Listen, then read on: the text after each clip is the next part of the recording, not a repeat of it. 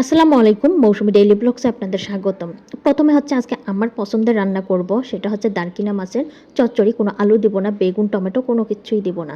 এই তো এখানে পেঁয়াজ, কাঁচামরিচ আর হচ্ছে কিছুটা হলুদ, লবণ দিয়ে ভালো করে হচ্ছে এটা আগে চটকিয়ে নিয়েছি। তারপরে হচ্ছে এখানে দারকিনা মাছগুলো দিয়ে দিচ্ছি।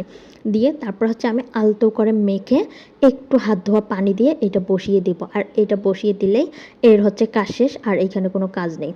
তো এই তো আমি একটু আলতো করে আমার মাখানো শেষ। এখন হচ্ছে একটু হাত ধোয়া পানি দিয়ে দিব, দিয়ে তারপরে হচ্ছে বসিয়ে দিব। আর এখানে এই তো আমি হচ্ছে কিছুটা এই তো হাত ধোয়া পানি দিয়ে দিলাম, যেটা দিয়ে মাখিয়েছিলাম, মানে হাত ধোয়া পানি দিয়ে দিলাম। দিয়ে এখন হচ্ছে চুলায় তুলে দিব। এইটা হচ্ছে খুবই সিম্পল রান্না, মানে খুবই সহজ, মানে মাছের চচ্চড়িটা করা খুবই সহজ। যাই হোক, এখন হচ্ছে একটু এই দিক সেই দিক করে ঘুরাই ঘুরাই তারপরে হচ্ছে মাছের চচ্চড়িটা করে নিলাম।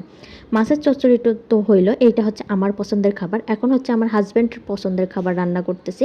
সেটা এখানে হচ্ছে দেখি জিরা নাই, তো জিরা হচ্ছে আমি ভালো করে ভেজে নিচ্ছি, নিয়ে তারপরে এটা ব্লেন্ড করব। ব্লেন্ড করে আমি এখানে হচ্ছে আজকে গরুর মাংস রান্না করব। ঝাল ঝাল করে কষা করে ভালো করে হচ্ছে গরুর মাংস রান্না করব। তো গরুর মাংসে তো অবশ্যই আজকে আলু দিব। আলু হচ্ছে আমার ছেলে আর আমার ছেলের বাবার খুবই পছন্দ।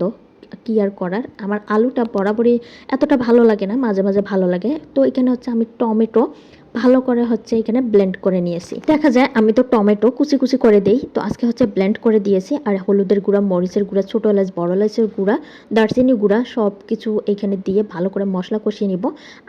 আদা বাটা আর হচ্ছে রসুন বাটা দেইনি, তো সেইটা আবার দিয়ে দিলাম।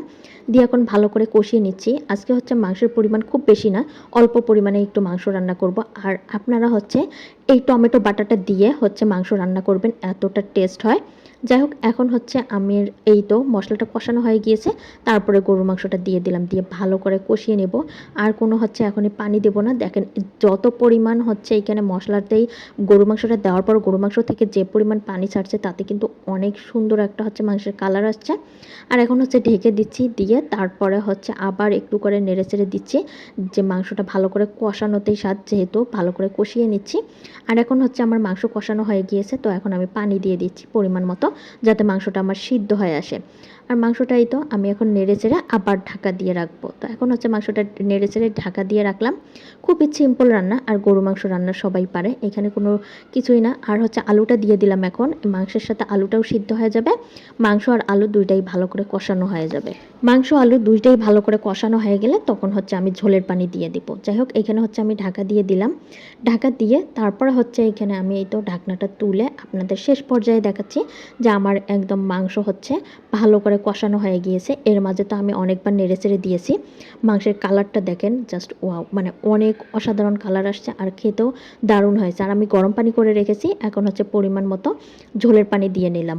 আমাদের বাসায় হচ্ছে গরুর মাংসটা ভুনার থেকে একটু হালকা হালকা ঝোল থাকবে, এটা পছন্দ করে। কারণ হচ্ছে সাদা ভাতের সাথে গরুর মাংসের পাতলা একটু ঝোল অনেক মজা লাগে, কিন্তু যারা পছন্দ করে তাদের কাছে অবশ্যই অনেক ভালো লাগে। একদিন হচ্ছে এইভাবে পাতলা ঝোল করে টমেটো কুচি করে দিয়ে বা টমেটো ব্লেন্ড করে রান্না করে দেখবেন, অনেক মজা লাগে।